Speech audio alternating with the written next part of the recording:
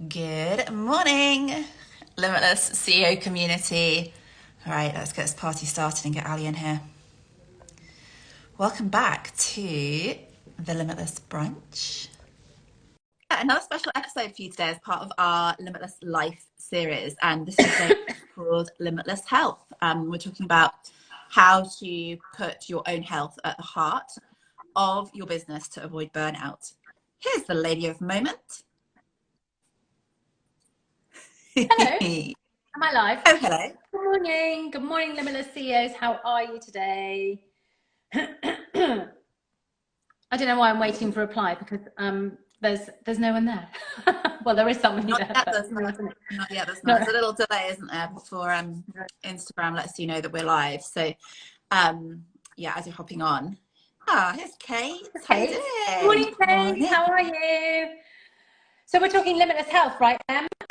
As a little hello for all of our new followers, I am Ali Mortimer. I'm the Mind Master. I am the Master Manifestor, Queen of the Reflame, and lover of all things energetic. And I see it as my role inside of the Limitless CEO to really allow yourself to know yourself, to love yourself, so that you can light yourself up, so that you can love your life, love your business, and be that version of you as a self-made woman. And we were talking self-made the other day, weren't we, Em? We're going to come on and talk about what self-made means to us in another session. I'll let you. Have you introduced yourself already or not? No, I haven't. No. Allow me to introduce myself. So, hi everyone. For those of you that are new to our world, I am Em, and I am the business growth strategist and brand creator in the Limitless CEO. And it's my job to help you with your vision, your direction, and your action, so that you are, I guess, like to see that you have real clarity in your vision in terms of where you want to go. You've got a strategic direction that you can feel really confident in, that's going to get you to where you want to go. And that you feel courageous in your action steps that you're taking every single day, step by step.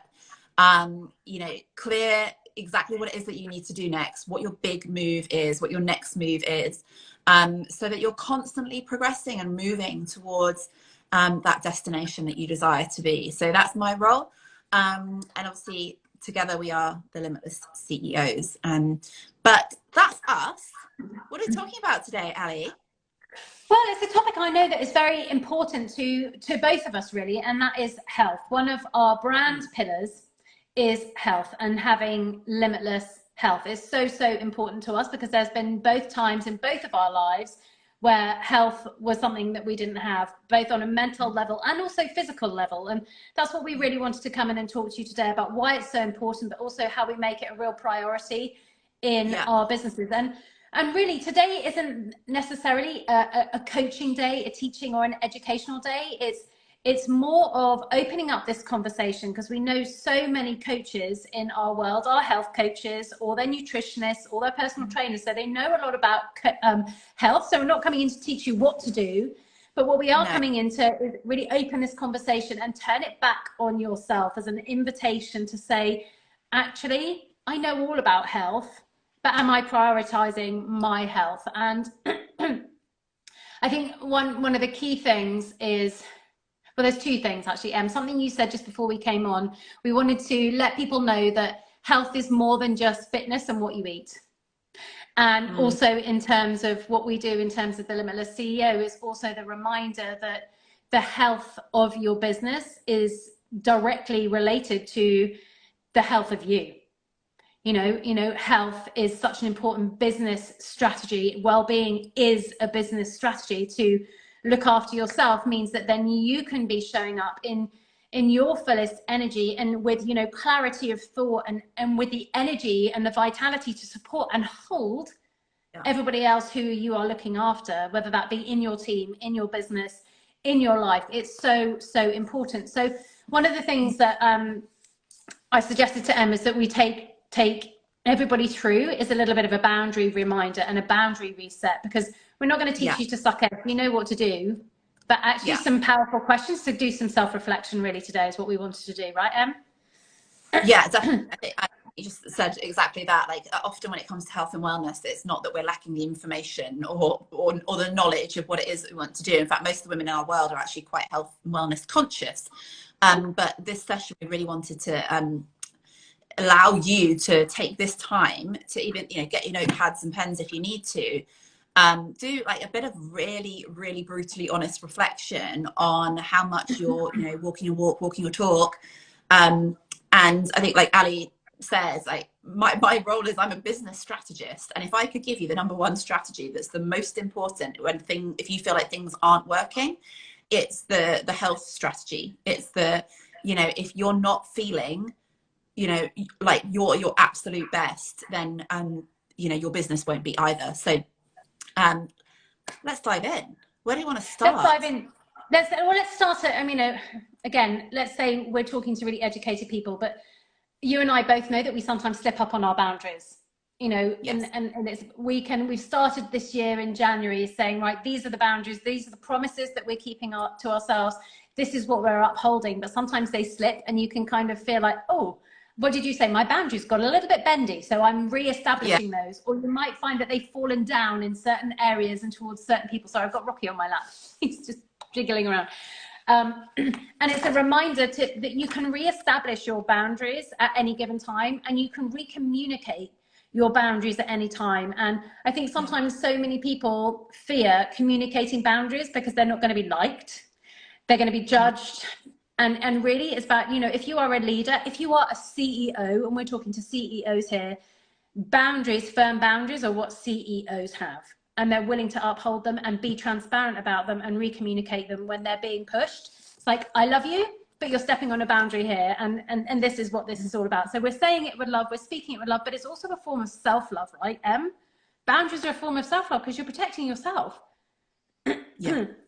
I also think it's not, I think those boundaries they're there for two-way as well. This is about, if you're in the service business, if you're serving clients, then boundaries are there for both of you. They're there for transparency. They're there, you know, to not only make sure that you're holding your boundaries, but also like not being in disservice to your clients as well. Because if you're constantly, you know, allowing your boundaries to be pushed, if you're constantly, you know, maybe like jumping on every message, every email, every notification that comes onto your phone, then you are doing your clients a disservice because you're not showing up in your leadership in the best way that you possibly can for your clients, and you're also not giving them permission to do the same for themselves. Exactly. So this is our giant permission slip for you to rewrite, re-establish, reconnect with your boundaries, and then uphold them, and then knowing you're going to be doing that for other people as well. So I believe that there are 4 levels, or there are 4 boundaries. If you look into boundaries, and I wrote a program all about this and shared it during lockdown, there are 4 areas of boundaries that you need to be really aware of. You may or may not be aware of them, but we're just going to go through and riff on a few of them, but really invite you to go away and, as Em said, be really honest with yourself and ask yourself, have I got a firm and established boundary, and do I know what that is? Because you can only uphold a boundary when you know what it is. Otherwise, it's going to be,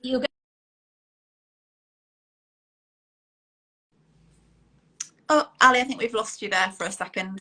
Looks like you're reconnecting. You're back. Sorry about that. Otherwise people are going to push your boundary, and that's when you know where it is. So it's better to put it up first. Yeah. I think you can only communicate it when you know what it is as well, obviously.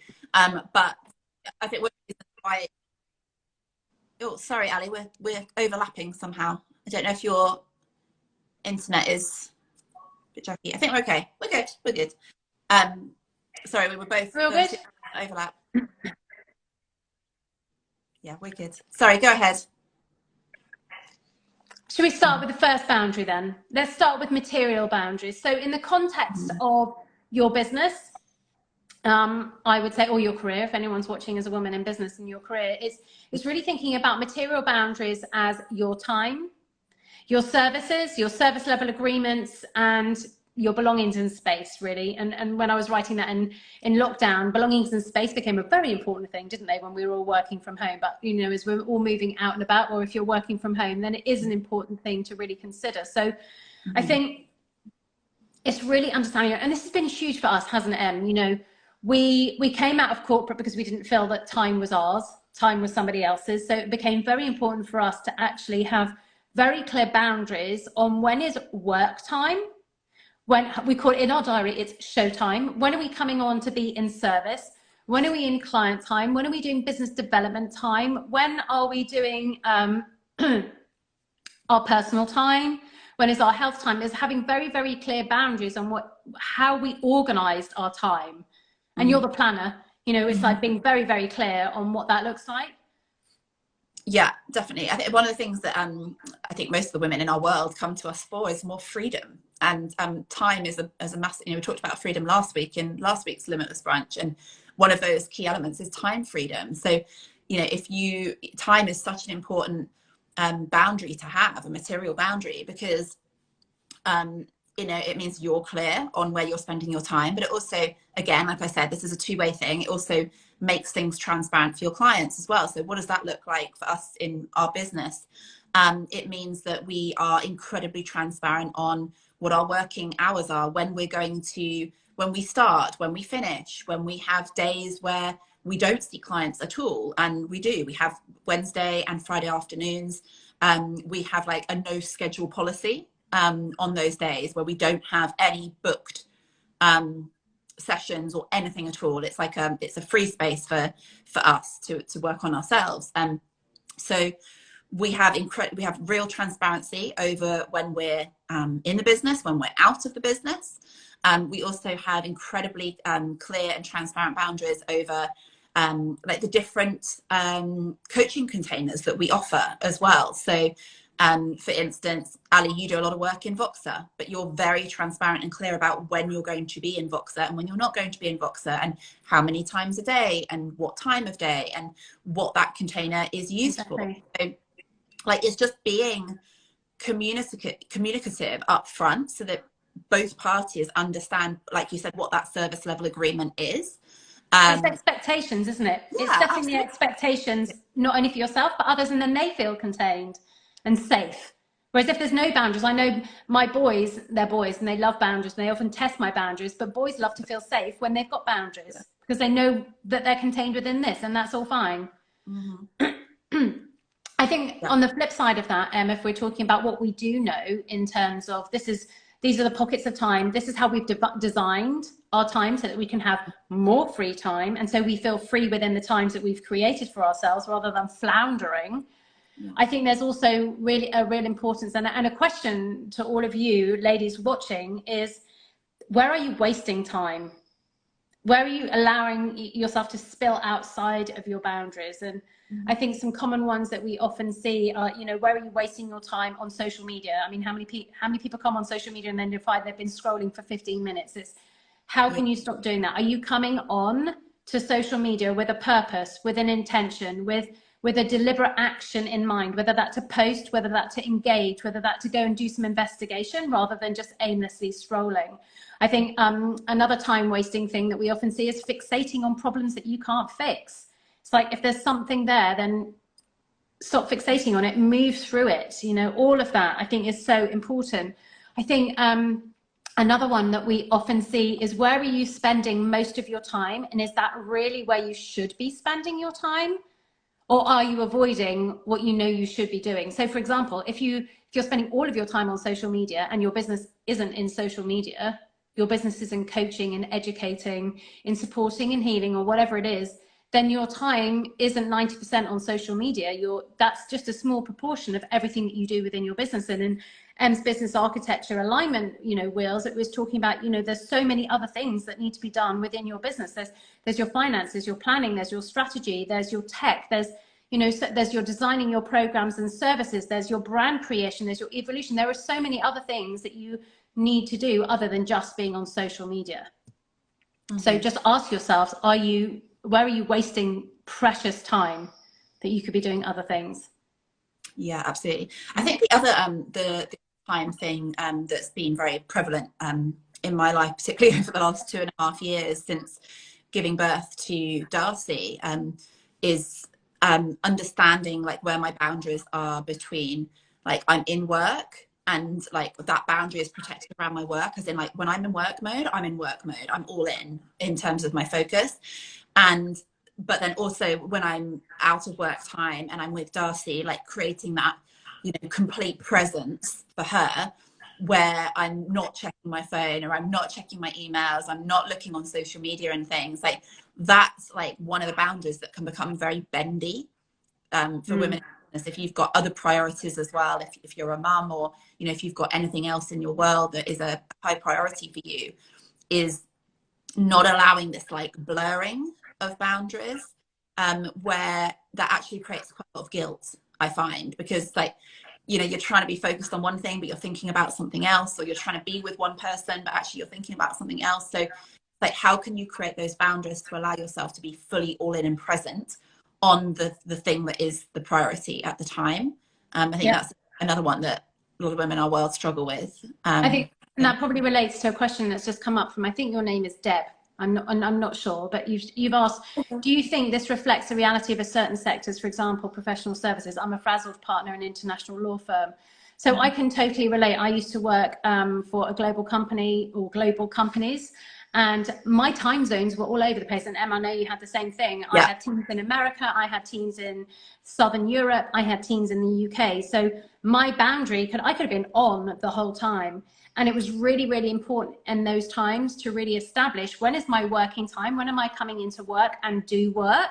And when is my time for my family? When is my time for me? And establishing those boundaries firm for the phase that you are in at that given time, which is why we've come in to talk about these. Boundaries are something that you can establish over and over again and refine and evolve. We are the consciously evolving owner, right?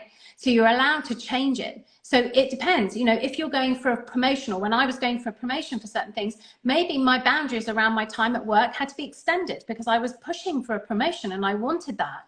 You know, and similarly on the other way, conversely, do you know what, I'm in a period where it's really important for me to look after my family. For example, when my mum wasn't well, or when I was getting married, or when I was having a baby, it was like my time priorities are different.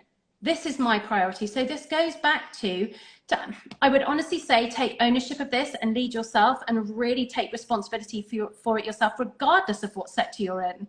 Because I also know that coming out of corporate and into my own business, I could have had no boundaries. Like, you know, I'm always on. There is nobody else in my business to do. When I first started, especially, there was nobody in my business other than me. So I was doing everything. I didn't have a team. I had no one. So I could literally have spent my whole life doing my business. And I know so many of our clients feel the same. But it's about establishing firm boundaries of, what do I want my life to be like? How do I want to experience this period in my life? And what does that look like? And then own that.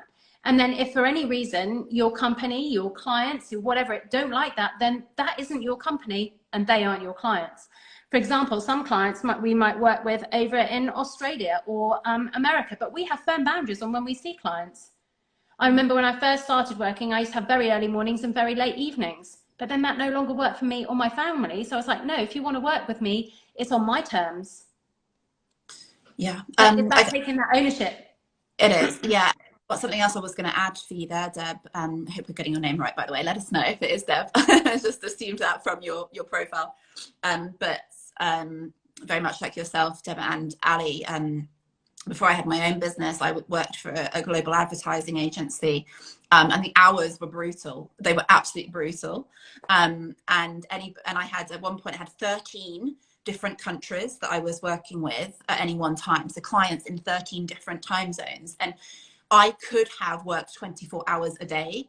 And there would always have been somebody in my email. There would always have been somebody, you know, wanting something from me.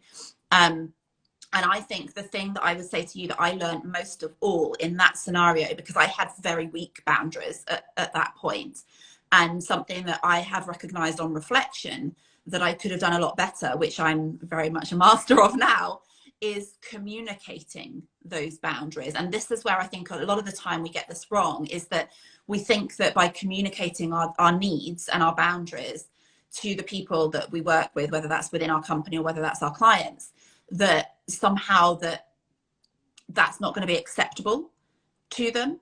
But then I would ask the question, is it acceptable for people to squash all over your boundaries and what you need, whether it's for your family, whether it's for your health? For me, the thing that was always quashed at the time, because I didn't have a family at that point, was my health. And actually, if I look back now, and had I established some boundaries around my health and spoken to the people that were able to help me to create and honor that boundary, and said, hey, listen, I'm finding that it would be really beneficial for me in my work to do like an hour a day that's really focused on my health, because I think it's going to help me with my mental clarity. I'm going to feel more energized. I'm going to feel more focused, more productive when I come into work. Is that I'm going to be doing, like a run in the morning, for instance. And that means that I'm not going to get here at 7 a.m. I'm going to get here at 8:30 or whatever it is. Or, hey, do you know what? I'm going to leave at 5:30 today because I'm going to go and take that yoga class. I find that it really helps me to calm, to de-stress from the day, to clear my head.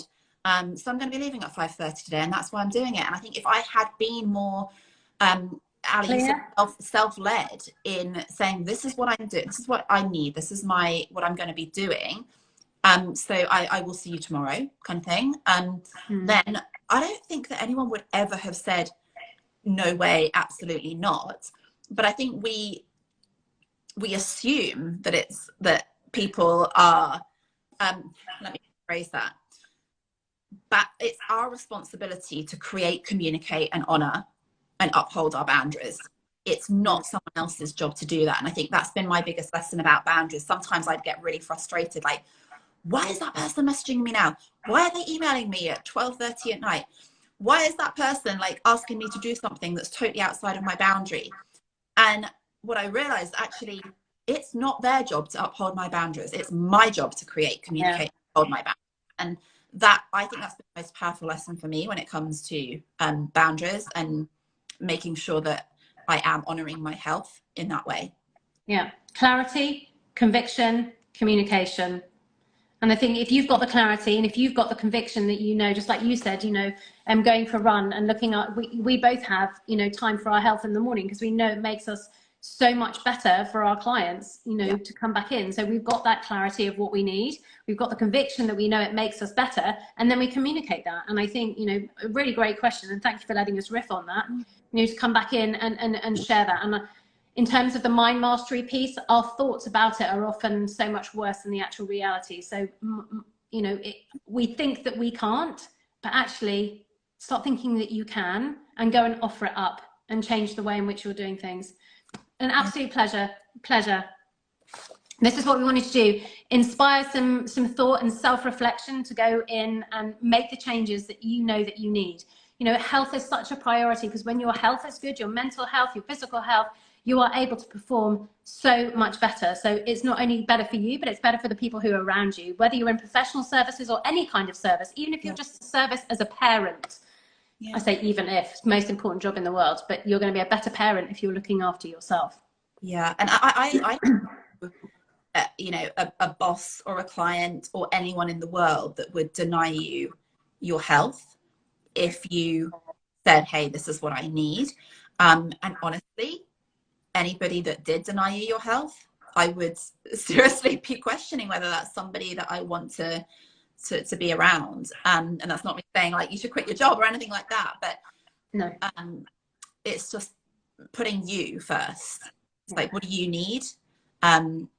Communicate that, honor that for yourself. And I really don't think that those conversations need to be as difficult as we think they are sometimes. No, exactly. Let's move on, Em. Physical boundaries is the next one. So we've just talked about material boundaries, which is your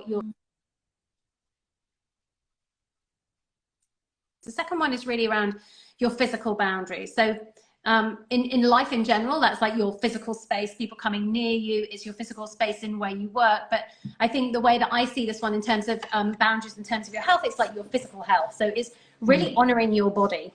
And I think one of the most important things to really invite you to go and look at is to get to know your signs of when your physical body is in really good physical shape and health. And both Em and I are really in tune with our bodies, both in terms of the food that we eat, the way that we exercise. So for example, I've had a terrible cold this week, so I know that exercise and high intensity exercise is not the right thing for me to do. But gentle yoga and walking my dog in the fresh air has been amazing. Both Em and I have various intolerances. We know what to eat and what not to eat, so that we've got clarity of thought, and we can come in and serve really properly. You know, another thing that so many women that we hear about talking about is we're getting much more in tune with our menstrual cycles. You know, what are the times of the month when we should be launching programs and launching services? When are the times that we should be going more introspectively and doing that kind of work? So it's really understanding, and probably for a lot of you, you know what you need to do in terms of looking after your physical body, but are you actually taking the time to do it? Yeah, I think that for me, that is so important. I think if anything's like the last few years and what we experienced through lockdown is that, you know, our health and our bodies truly are like our best form of defense. Like, I think that was like a message that was drummed home to us. And for me, the physical boundary piece has always been about understanding my limits and understanding like where the boundaries are in terms of where my body, what my body needs and what my body responds to best. You know, limits such as even like alcohol intake, for instance. I know my limits when it comes to the number of glasses of wine that I have. My limits aren't very big. I'm definitely not limitless in the drinking alcohol sense. Incredibly cheap. No, very cheap.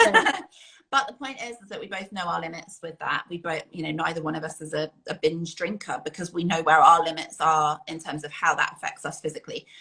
Sleep is a massive one for me. I know my sleep limits. I know when I need to go to bed. I know when I need to turn out the lights and put down whatever it is that I'm doing. And I know when I need to get rest. I also know, you know, if I've woken a couple of times in the night or really early by Darcy and I haven't fulfilled my quota, that I need to then, you know, potentially put something in place at some other point to bring that back, whether that means, you know, going to bed a little bit earlier the next night or whatever it is. So it's just understanding what your body needs. And Ali, I think you raised another great point around, you know, our flow cycles as well. Knowing how knowing what I need physically, emotionally, rest wise, etc. at different times of the month has been a real eye opener as well. So much so that even Ali knows that now as well. So we even communicate that with the people closest to us, like, hey, just FYI, it's that time again.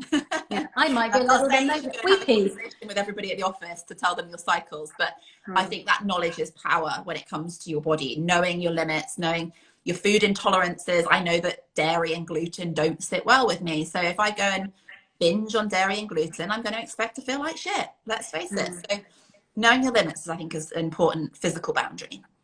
Absolutely.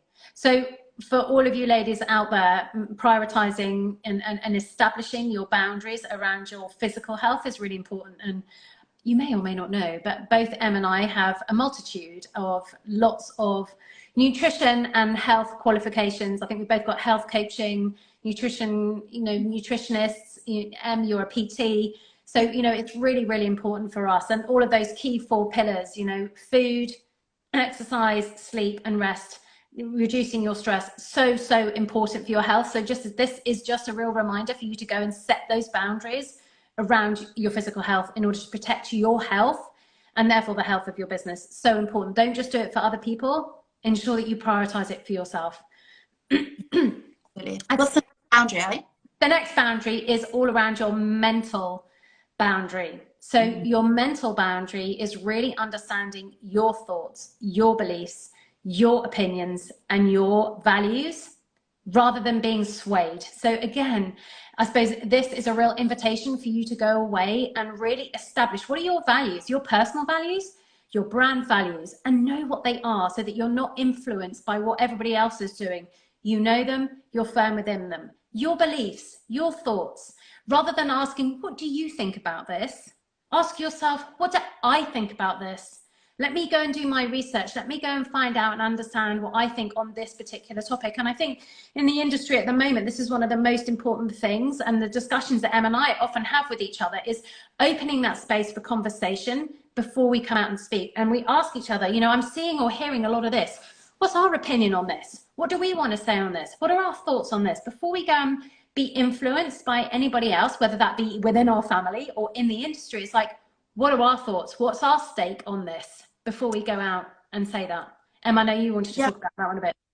Yeah, I think it's just good to know where you stand on certain things, so that when, you know, when you're asked about it or challenged on it, or, you know, you read someone else's opinion, it's knowing that you're not going to necessarily be swayed by somebody else. And when you come in, and whether you're a woman in business or whether you've got your own business, sometimes you end up having conversations with people outside of your industry, and what I've noticed, everyone becomes a effing expert on things. When you're doing something in your business or your life, there's always somebody that thinks they're an expert on it, and everyone's got an opinion, and if you ask 10 different people, you'll get 10 different opinions. And I think this is why, you know, if we're really standing in our own leadership, it's understanding what is my opinion on this. Like, I'm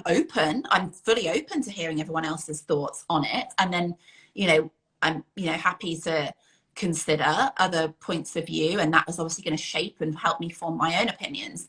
But I think it's really important that we know where we stand with things, and like Ali said, often, you know, we'll see, you know, controversial points of view and discussions online, and sometimes we'll say to each other, what do we think about this? Like, what's our stance on it? And having your own opinion, I think, is really important, because it means that you know, when it comes to your own decision making, when it comes to like how you feel about certain things, you know that you're being influenced by yourself more than you're being influenced by other people. And I know that, like, your intuition, your gut instinct, the splenic hits, the sacral hits, if we're into spine, all of those things, that inner knowing that you have is incredibly powerful. And I know whenever I have felt like I've gone awry in my direction in life, in business, it's because I've actually been taking on board somebody else's opinions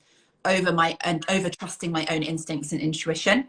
So I guess my offer to you today is just like, if you've got a big decision, if you're not sure on something, as much as sometimes it can be helpful to look outside, probably the most powerful guiding star and navigating system you've got is the one in here. Yeah, it truly is. Absolutely. And I think having conversations in safe spaces is where you can unleash that. You know, I'm so grateful that we have that opportunity to do that, and we do it for our clients. And you said something a minute ago which I thought was really interesting, and I wanted to bring up. You talked about controversy, not quite sure what you want to say. Yes, and I know many of our clients fear being controversial, saying something slightly against or I don't know what the word is, and what am I looking for, that's slightly not in alignment maybe with what everybody else is preaching and saying. You know, yeah, contrary to what everybody else is saying. And that isn't necessarily a bad thing. And I think the biggest example, and I said it to Em earlier, is that, can you imagine if we never questioned whether the world was flat? We'd still be thinking that the world was flat. But somebody went against the grain to go and discover whether the world was really flat, and they discovered that it was round. So if you have a slightly different opinion, or even a wildly different opinion to somebody out there, that doesn't necessarily mean that it's wrong, and it's okay for you to form your own opinion. So this goes right back round to circle to talk about mental boundaries. This is about forming your own opinions, your own beliefs, and establishing your own values and standing firmly within those.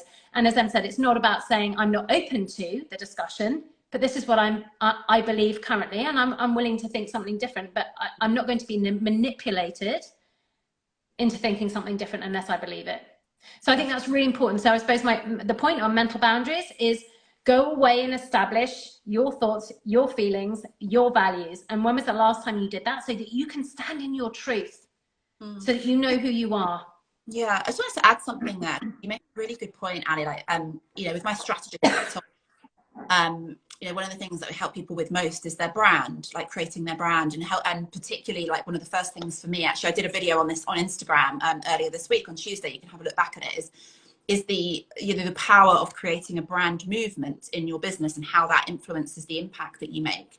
And you know, by definition, creating a movement, a brand movement, is about creating change and transformation in society. And the only way that we create change is when we stand up and say, hey, do you know what? I believe in something different to the status quo, and I'm going to make a stand for being the person that's going to lead that movement and create that change. Like, can you, like you say about the world being flat, can you imagine if Rosa Parks never refused to give up her seat on the bus that day? How different a world we'd be living in right now. So I think the Wright brothers who decided to fly, to you know, Ford who decided to, can we go quicker than just a horse and cart? You know, all of these things. If we didn't, we'd have no innovation. Yeah, like there's something once, and like if you had asked popular opinion at the time of you know, you mentioned Ford there in terms of what do people need in terms of their transport, they'd have all said faster bloody horses. No, faster bloody horses, they needed a freaking engine. But you can't always follow popular opinion, I guess, no. Particularly when it comes to business, innovation, brand movement. Anyway, strategy piece done. Hope that's that. It is. Go watch that Tuesday session as well if you're interested in that. So the final one I'm going to invite you all to have a look at are your emotional boundaries. When we talk about emotional boundaries, these are your feelings. These are your emotions. And I wanted to relate this to human design, as I think this is one of the easiest ways to really understand it, or how I've understood it. So for those of you who are into human design, this is going to make sense. For those of you who aren't, then go and check out human design, and go onto our YouTube account and go and find the human design 101 that I did, or just drop me an email and I'll send you an information packet on it. I don't want to go into too much detail on human design, but we have solar plexus, which is where our emotions are in terms of our human design. And I have an open, undefined solar plexus. M has a defined one. We complete each other. But it doesn't make it right or wrong, good or bad. It's just that M is able to ride her emotions. She can take on emotions, feel emotions. She's got very consistent energy around her emotions. She can ride them and she can hold them. That doesn't mean to say that I can't. It just means that I have open and undefined. So I can take on the energies, the emotions, the feelings of others without anyone saying it. And that's probably why I'm very good at what I do, because I can feel people before they even say anything. And I can often do that with them. We'll come on and be like, oh, tell me what's going on. I can feel you. So this is about really being aware of whether your emotions are yours or whether you're taking on somebody else's. So it's okay to be empathetic. It's okay to be compassionate. It's okay to hold space for other people who are going through emotional, turbulent times, but recognize when you are or aren't taking on their emotions and making them your own, so that you feel awful or sad or mad or angry. And it's really about having those emotional boundaries by just really simply asking the question, is this my emotion, or am I taking on the emotion or the fear of someone else? Yeah. This has been huge, hasn't it? I think just understanding. Yeah. It's about honoring both people in the relationship, not just obviously like our relationship that we have as a coaching duo, the relationships we have with clients and we're working with them, but even like our personal relationships as well, is being able to honor and say, I really honor how you feel about this. Like I truly do. And but at the same time, I also honor the fact that I don't feel like that. And not feeling bad for not feeling the same way, or again, like allowing the same way that your mental boundaries can be pushed in terms of taking on other people's thoughts, you can also take on other people's feelings that aren't really your own. And then you've got all of this like anxiety and all of this confusion around what even you're.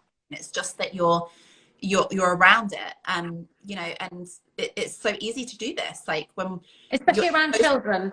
Close proximity to people. Children. Especially around children. Yeah, I always take on my youngest son's emotions, but now I recognize that it's happening. I'm like, this is not my emotion. Or my husband, you know, sometimes when he's going through a really stressful period in work, or whether when he's been looking at our finances and he's worried about it for whatever reason, it's like, that's his fear, not mine. That's their worry, their emotion, not mine. And I'm here to hold my energy and hold my emotional boundary.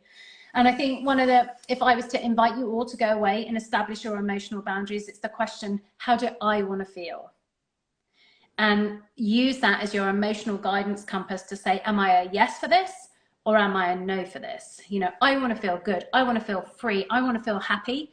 And if someone comes in and asks you to do something or say something, it's like, is that going to make me feel that? Yes or no? Similarly, if they then come in and they're in an emotional state, you can hold that boundary and recognize that it's not your feeling, it's theirs.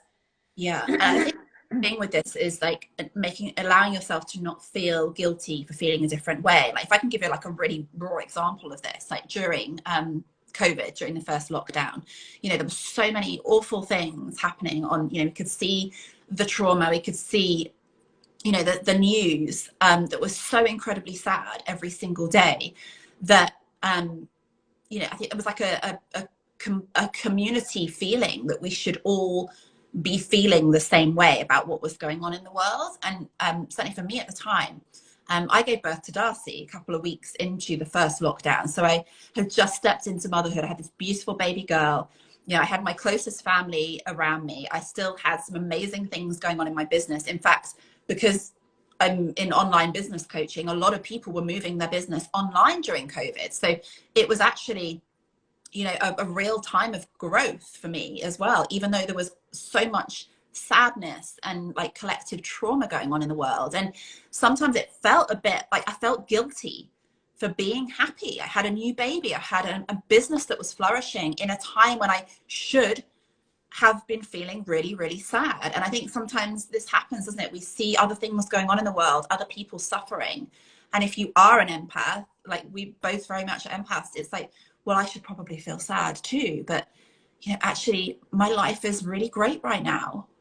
And I've got so much to be grateful for. So it's not being guilty for not feeling a certain way, and not feeling guilty for not feeling a certain way as well. Yeah. It goes back to what I was saying at the beginning is you can show compassion and you can show empathy, but you do not have to take it on and make it your own.